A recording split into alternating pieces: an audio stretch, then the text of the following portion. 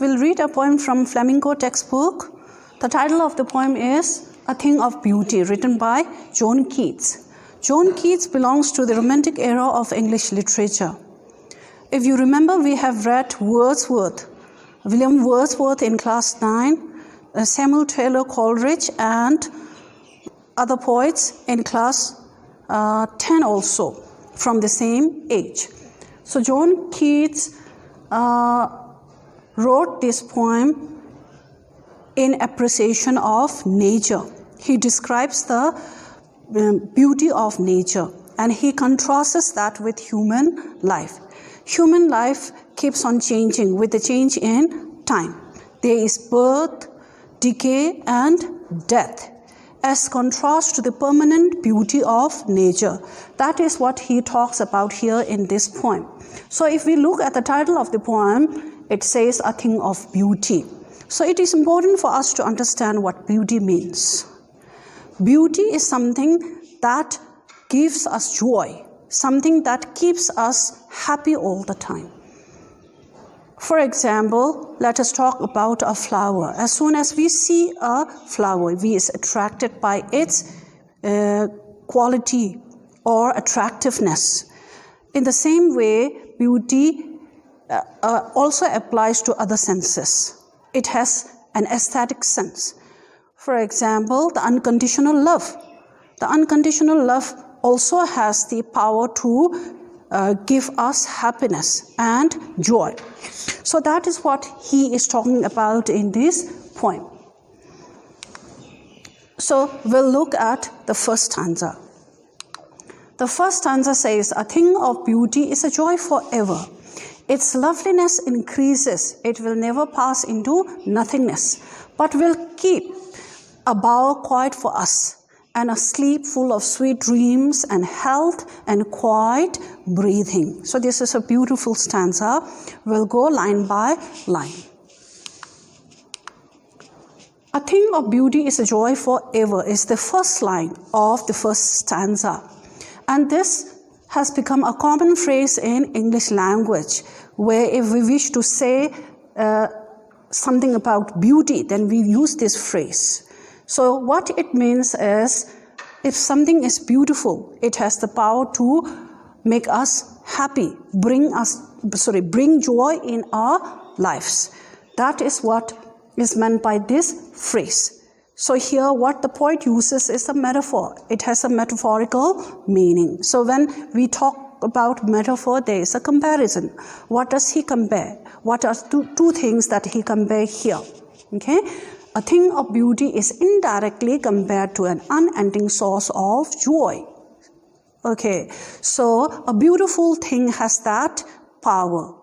A beautiful thing is compared to a source.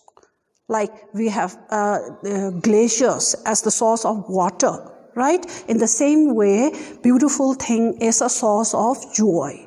We get joy and happiness from all these beautiful things. A beautiful thought or a sight is a constant source of joy. So beauty does not primarily refer to the things that we see with our eyes, as I told you before. It also refers to the things that we can feel and sense. Here, a beautiful thought of like the unconditional love from our parents, a kindness is another permanent source of joy. Whenever we think about kindness, it brings so much joy and happiness. So all these sights and thoughts bring joy in and happiness in our life. So these are permanent sources of happiness. Its loveliness increases. It will never pass into nothingness. That is what he says here. Its loveliness. Its here refers to the beautiful things, the thing of beauty. The loveliness, attractiveness of the thing of beauty keeps on increasing. They never decrease. So let us talk about a beautiful flower. Flower was attractive long time ago, and it is still beautiful, and it will always remain beautiful. So it never decreased. It kept on increasing. It will never pass into nothingness. Pass into means turn into. Nothingness means uselessness. So the quality of beauty will never become useless. That is what he is saying. How will it remain increasing, or how will it never become useless? This is what he says here. Its loveliness keeps on increasing and never fades away. The everlasting beautiful sights and feelings are stored in our memory. So that is important. Its loveliness increases because it keeps on going in our minds. The sights, the scenes, the thoughts, the feelings of the beautiful things will keep on increasing in our mind because they will be stored in our memory. But will keep a bower quiet for us, and a sleep full of sweet dreams and health and a quiet breathing. He says but here. But is used to contrast something. Okay? But will keep a bower quiet for us. Bower here is used metaphorically again. Bower means a shady place under a tree, and that is quiet for us. So beautiful things are like a bower, a shady place that gives us relief, calmness in a hot summer. So like that, the beauty of nature also has that soothing effect. And because of this quiet and shady place, we can enjoy a sound sleep. And this sound sleep is full of sweet dreams that gives us happiness. It is not like the nightmares that we have. If we have a troubled sleep, then we will have nightmares. But in contrast to that, these beautiful things are like a quiet bower that helps us to have a sound sleep, which is full of sweet, memorable dreams. Because of that sleep, we can enjoy health. So if we have a sound sleep, then we usually have a good health. Sleep is very important for our health.